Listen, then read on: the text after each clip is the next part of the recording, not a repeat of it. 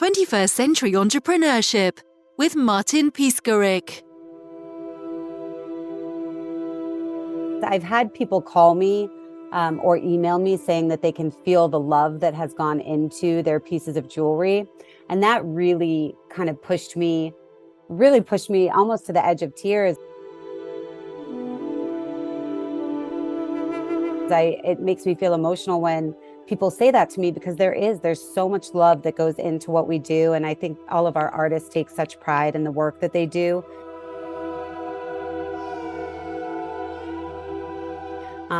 But yeah, it's just it's still business. Don't get me wrong. I'm still people have to make their numbers and we still have to get orders out the door. But when someone says they can feel the love that went into it, it's huge.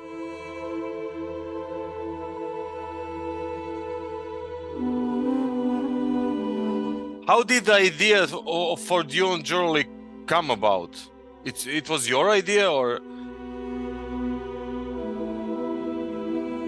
Yeah, I was working with my childhood best friend, helping her with a business where she was making little ornaments, snowflake ornaments out of sand from the beaches on Cape Cod where we grew up. And we were like, what's the next step? Ornaments are great, but what can people keep with them always, hold on to always? And we started taking jewelry classes together.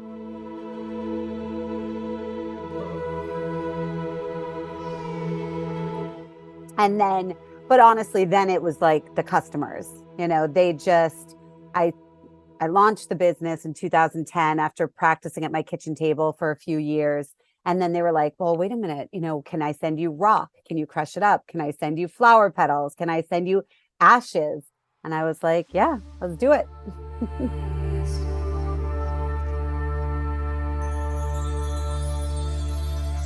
What kind of person are you? Are you still what's the next step person? I am a what's the next step person. Yes. There's always, I would say I'm a true entrepreneur because there's all these ideas consistently flying through my head, which is great, except as you get older and as you're in business longer, you learn to try to pare them down and stick with the good ones and throw out the bad ones.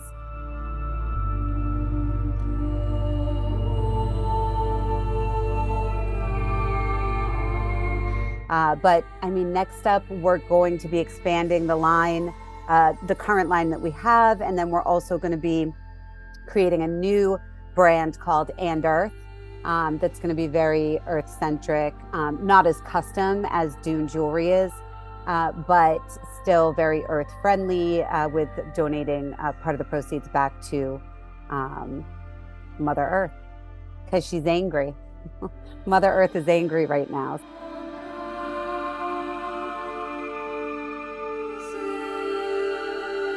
Let's speak a little bit more about you. You just told me that you have practiced few years on your kitchen table. And from your point of view, what are the important, let's say, personality traits? Is it a persistency? Absolutely. For a long time, people have romanticized being an entrepreneur and a business owner, and I'm here to unromanticize it for you. It's not meant for everyone. And for me, it is work, and my family and everything else suffers, quite honestly, because it's my passion. And it's not that I am like, oh, poor me, I have to go to work today when everyone else is off. I'm like, time to go to work. It's going to be a great day. Something new is going to happen. It's going to be a new adventure. Being an entrepreneur is the greatest adventure of my life. It is a roller coaster. There are days when you can speak to me and I'm like, oh, it's like all falling to pieces. And then 2 days later, I'm on top of the world and everything's great. And maybe you could say that's just my personality, but I do believe in some way, shape, or form, every entrepreneur experiences that, even if they don't admit it.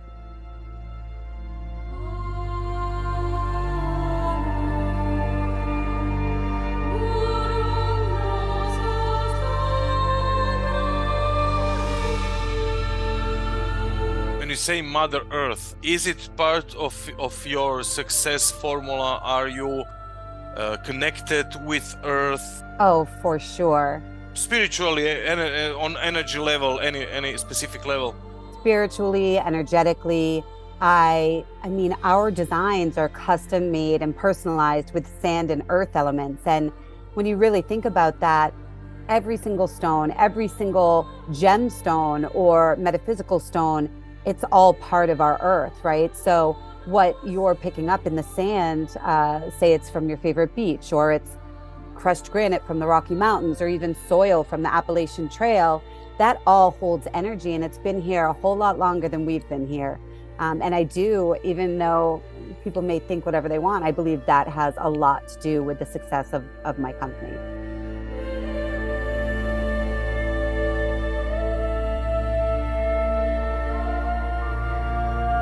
Can you define what success for you is?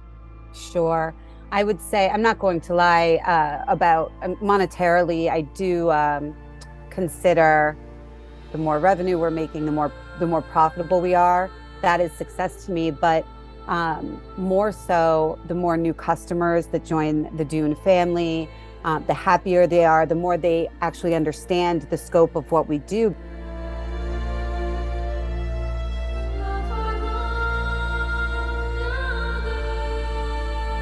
Because it is so vast. You can, not only can you choose items from our sandbank to customize your designs, but you can send your own. So people have said, I know you're gonna think I'm really weird, but can I send hair from my dog, or ashes from a loved one, or all of these unbelievable experiences that people have had that they want to capture and create a tangible reminder for. And I think that's very powerful. Because right now, where are all of our memories? They're either in our mind, or they're stuck in our smartphone, in our phone, right? Or they're on our computer. Back when I was younger, you would take photographs and you would print them out and you would put them in a photo album and kind of reminisce and write notes on them and dates. And yes, we can do that digitally these days, which is nice. But Dune jewelry gives you a tangible reminder of life's most precious moments. And that's what matters to me. What else matters to you? What was your transformation from those first startup steps until now? My transformation was, it's colorful. I have a very colorful journey because I dropped out of high school when I was 15 and I moved out on my own. So the great thing about that is I got to work so many different jobs just to keep a roof over my head. And I was able to learn from every single manager, every single coworker. And I think that really helped me becoming a leader in my own business. I know how I want to act. I know how I want to treat my people. And I certainly know how I do not want to treat my team members. So that was very interesting. I got a business mentor early on. So I launched the business in 2010, and I went to SCORE, which is an SBA, Small Business Administration program, where I received a free mentor who I still work with to this day. That was in 2012. And that really helped me evolve from being an artist at my kitchen table, making pretty jewelry, to knowing how to read a P&L and a balance sheet and understand that profitability is more important than revenue when you're a bootstrap business. So I worked in real estate for the first 4 years to fund Dune. One reason, because I didn't have enough confidence in myself people were like, oh, I'll invest. That sounds like a good idea. And that was very scary to me, to owe people money and not know what I was doing. So I was like, no, I'm just going to keep working these real estate commissions and putting it into the company. And eventually, step by step, we really bootstrapped to where we are today, which is, we're shipping to about 600 retail doors all over the world. We have a great e-commerce website, and we're a thriving small business post-pandemic, if you want to say post-pandemic. I know we're still kind of coming out of it, especially for small businesses.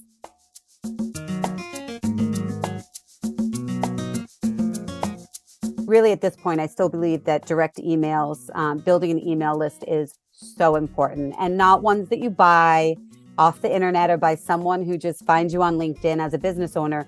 It's really about the organic build of that list. somehow, some way, you've got to figure out your messaging so that people want to sign up and learn more about your brand, more about your product. I also think grassroots is a totally overlooked way to promote your business these days. If you have any sort of service or business where you can go out to trade shows and trunk shows and live events, and because they're back, the live events are back now over the past 2 years when they weren't around. Do a raffle, figure out a way to get that information because it is so valuable.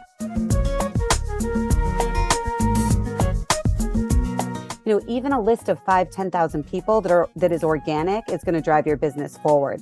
Then you can start asking for referrals and things like that.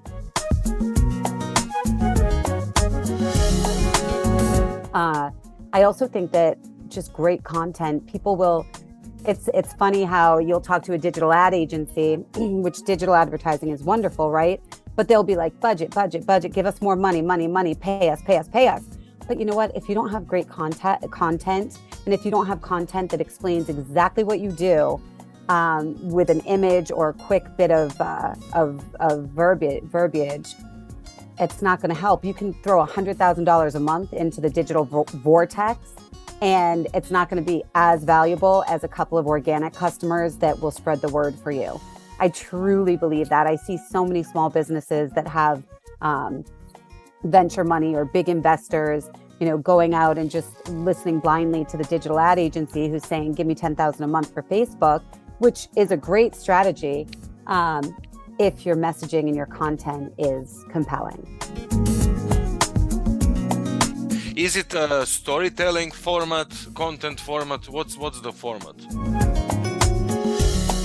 Yeah, I think that oftentimes I'll go out to business events and people will say to me, oh, you have such a great story, a great, it's so authentic. And I'm like, okay, it is because it is, right? Like I didn't rewrite history. I didn't make anything up. I just happen to be lucky enough now to have a little bit of longevity underneath my belt as a bootstrap entrepreneur. I think when mentors or consultants are telling you to come up with a story, you've got to be realistic about it. I mean, be honest, because if you're just making something up because people are telling you to be authentic and have a story, it's going to be a waste of everyone's time. Try to stay as true to the real story as you possibly can, because that's going to be powerful in the long term. You have around 5,000 authentic destinations. Yes. Something like that. Yeah. So when I started the business, I would go and I would call the town hall and say, hi, can I take a cup of sand from your beach? I create jewelry with it. And we donate back to coastal preservation. We've actually donated back over $200,000 over the past 5 years to different charitable organizations. And they would say, yeah, sure. And because one little cup of sand makes over 1,200 pieces of jewelry or accessories. And then once the word started to spread, people would call and say, hey, I just got back from Iceland. Can I send you a teaspoon? Or I just got back from Dubai or Positano. Or I mean, we have thousands of earth elements. And the cool thing about that is they are sending it to me for a custom piece of jewelry, for this tangible memory. And it goes through a fact-checking process.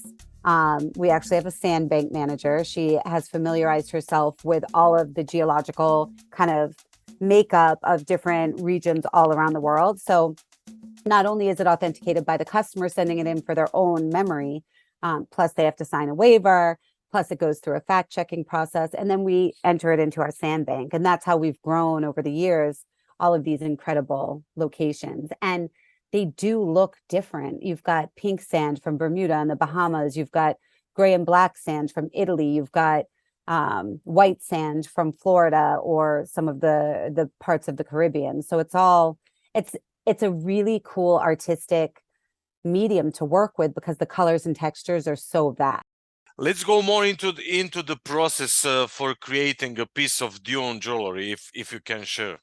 Sure. So an order will come in from a retail partner or a customer online. And basically that customer has chosen a silhouette on the website that they love.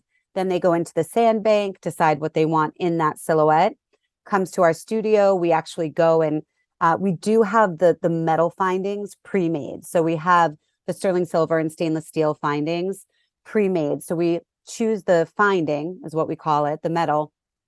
And then we go and we get the element out of the sandbank. And then the artist sits down and creates the piece. Then it goes to our QC department.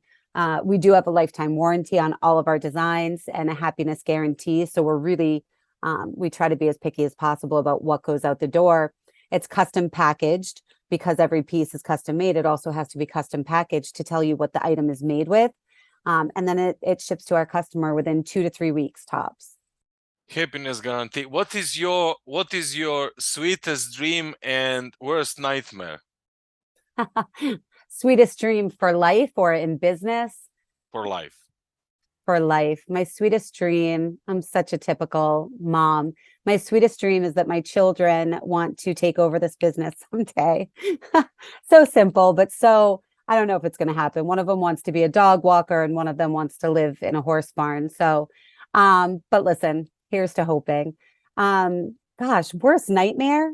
I mean, I think of my worst nightmare every other week if if orders aren't flowing the way I hope they are, or we're not meeting projections, or I have a team member who doesn't turn out the way that I had hoped they would. I mean, there's a lot of disappointment, but you just have to get back up and keep going. And I know that sounds so cliche, trust me, but there are so many mornings where I'm like, oh my goodness, today is going to be difficult conversations or negotiations.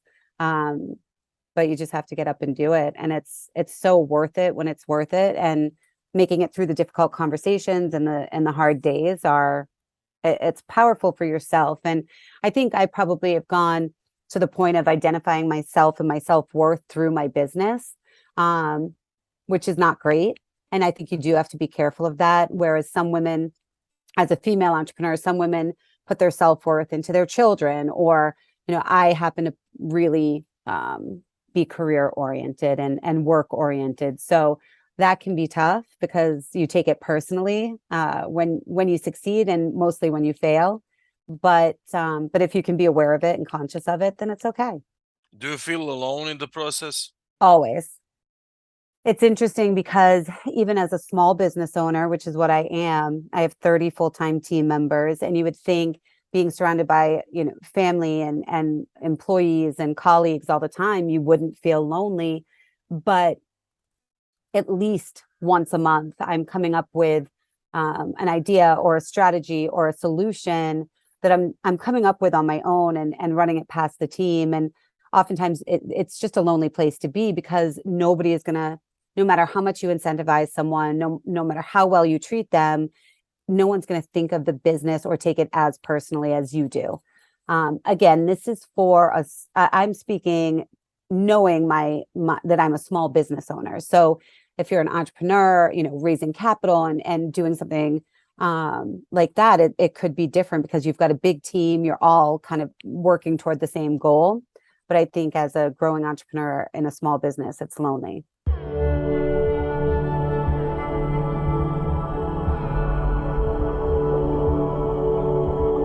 Did you find any way to cope with it?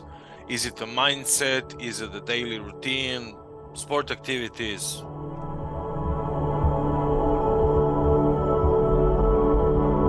Yeah, for me, again, the connection with the earth. I'm outside every single morning, except for when there's snow on the ground, and I'm walking barefoot and I'm connecting with the earth.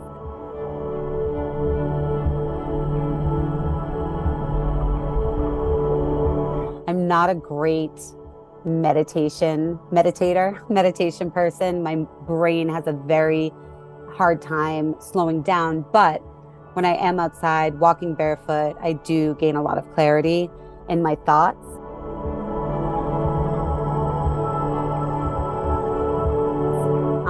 Also blocking out time, even just a half hour a day where you're not taking calls, you're not taking meetings, you're just making space for creativity or anything. Listen to a podcast you love, read a couple of chapters in a book. You do have to find some sort of balance.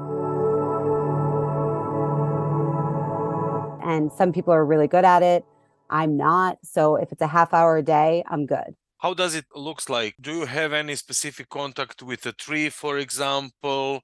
Do you feel on a specific way? Yeah, I mean, for me, I walked barefoot as a child all the time. I mean, it was kind of a joke in our family. Just I would never have shoes on. But I think that the reason grounding now, walking barefoot outside, works for me personally is because it does transport me back to being a child and having that wild, open creativity that kind of gets beat out of you as you get older and older, and you become, you're working or become a business owner or have children. And it really connects me back to that mindset of just open creativity, no judgment for myself, giving myself grace throughout that, 10, 15 minutes of grounding. Are there any memorable stories that you've heard from customers that you can share with us? Oh my goodness. My team knows when I'm on the floor, if I've got a customer who's super emotional, they can see it because people will call and tell me their stories about spreading a loved one's ashes over a beach, or a childhood beach home that they went to every single year, and then the family had to sell it due to hard times, and then they have this little piece of those moments and those memories. Oh my gosh, what else? One girl moved to LA and used to hike the Hollywood Trail all the time as she was pursuing her career in acting. And she never made it super big, but it was such a great experience, a great time in her life. So she ordered some items with the Hollywood Trail sand, which was really cool. People have sent in coal recovered from the Titanic, which was an incredible opportunity.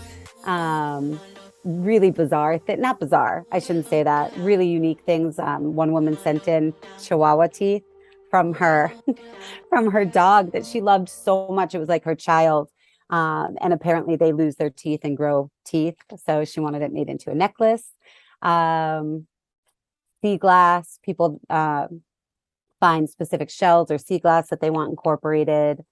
There's so many. The list is endless. I could go on, but every single one of those things that I mentioned has a memory attached to it or an experience. And that's kind of why we moved from saying we create beach sand jewelry to now we are the one and only experiential jewelry company in the world, because we capture experiences in every single design that leaves the studio.